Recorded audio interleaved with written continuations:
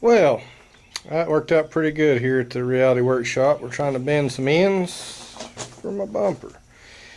As you can see, I used my torch. I was going to coal bend it, but my table is not sturdy enough for a coal bend, so I made a hot bend. So I use C-clamps in every bend. As you can see, I've already loosened them up.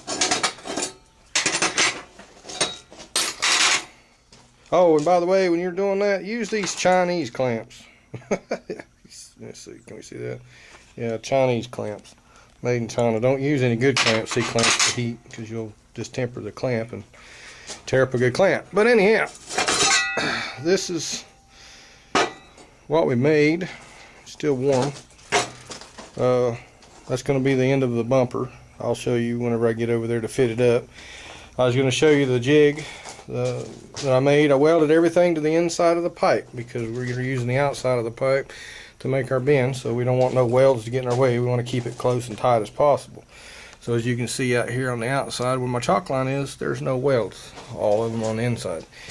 You do want to weld them good enough to hold for the bend, but you also don't want to weld them good enough where you can't get them on, because we may want to use that surface for something else. So we'll knock those off, grind our welds off, and move on to another project. But at the moment, that's not too bad for Reality.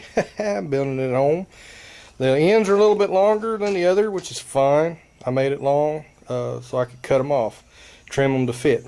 So it doesn't matter what, if you got one long, one short, you're going to trim them all and cut them anyway.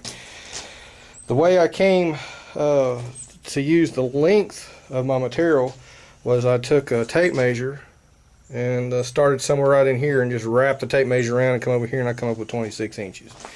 So that's how you kind of do that. You let it bend, you let it make the bend around the end of the mold there, and gives you a number. It's not rocket science. It's just, you know, a little bit of common sense. And if you're like me, you make mistakes, so you buy plenty of material. And like I said, this is used material, you know, 25 cents a pound, so it's not real too expensive. So you can make a few mistakes and not cost you. So I've got to get cutting and make another one.